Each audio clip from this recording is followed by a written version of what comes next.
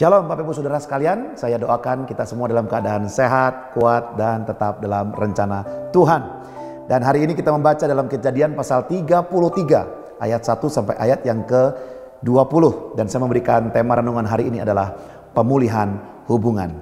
Tentunya di dalam keluarga setiap kita mengalami konflik, masalah, persoalan, atau mungkin dari hal yang kecil menjadi besar. Sehingga tidak jarang kita jumpai di dalam keluarga ada orang-orang yang katakanlah anak dengan orang tuanya bersetegang, kemudian kakak dengan adik berseteru, atau itu juga bisa terjadi dengan mantu dan mertua.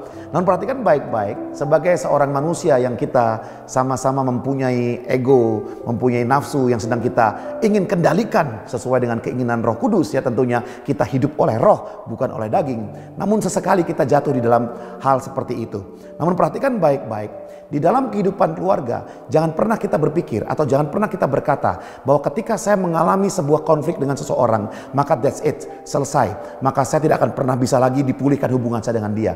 Jangan seperti itu, karena firman Tuhan berkata Allah itu kasih, dan kita sudah menerima semua kasih yang sempurna dalam diri kita. Itu artinya kita bisa mengampuni, kita bisa menerima kembali orang yang bersalah kepada kita, dan sebaliknya kita bisa meminta maaf kepada orang-orang yang kita lukai.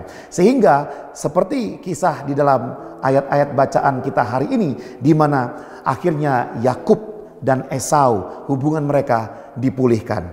Nah, apa yang menjadi sumber kenapa kok mereka perlu dipulihkan? Kita tahu, kalau kita bisa lihat Kejadian pasal 32 ayat 7, di situ kita baca ayat sebelumnya ya. Yakub takut kepada Esau sampai sesak hati. Ya, sebelum pasal 33, pasal 32 ayat ke-7 dikatakan, lalu sangat takutlah Yakub dan merasa sesak hati. Maka dibaginya lah orang-orang yang bersama-sama dengan dia, kambing dombanya, lembu sapi dan untanya menjadi 2 pasukan. Jadi ketika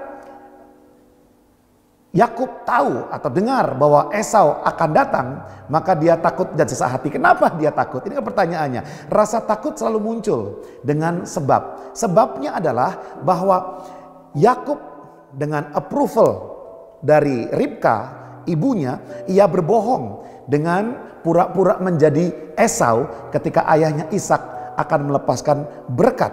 Jadi Yakub menggunakan kulit binatang untuk tangannya supaya banyak bulunya, supaya terasa seperti Esau. Disitulah kesalahan daripada Yakub. Disitulah apa yang Yakub takutkan akhirnya, karena dia mengambil hak kesulungan atau berkat kesulungan daripada Esau. Anda bisa lihat nanti di Kejadian pasal 27 ayat 19. Sehingga nama Yakub itu artinya penipu atau mungkin orang yang cerdik begitu ya. Nah, namun ketika Yakub akhirnya pada Kejadian pasal 32 ya, dia bergumul dengan malaikat Tuhan, atau dikatakan dia bergumul dengan Tuhan ya. Dan di situ Yakub berkata, aku tidak mau pergi sebelum engkau memberkati aku. Disitulah Yakub ingin berkat yang sebenarnya, bukan berkat karena berbohong, bukan berkat yang tidak sebenarnya, tetapi berkat yang betul-betul berkat daripada Tuhan, berkat yang mendatangkan kebaikan, sehingga dia akhirnya diberkati. Dan tandanya hari itu ketika dia diberkati oleh Tuhan, namanya bukan lagi Yakub tetapi Israel. Sehingga kita tahu sampai hari ini namanya bangsa Israel. Nah, lalu kita lihat bersama-sama, kemudian setelah itu pasal yang ke-33 yang kita baca, pemulihan dan pembaharuan terjadi.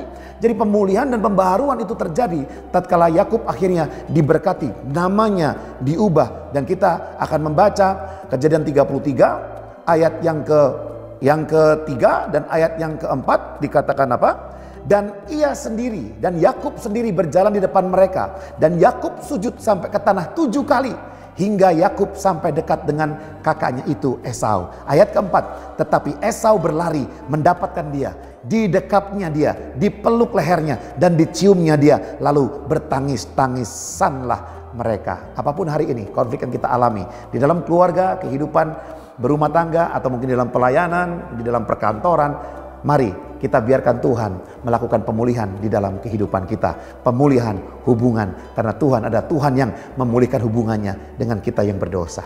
Mari kita berdoa. Terima kasih Bapa yang baik, kami mengucap syukur, berikan kami kemampuan untuk kami bisa mengasihi, mengampuni, dan mengizinkan Tuhan memulihkan hubungan di dalam kehidupan kami. Di dalam nama Yesus kami berdoa. Haleluya. Amin.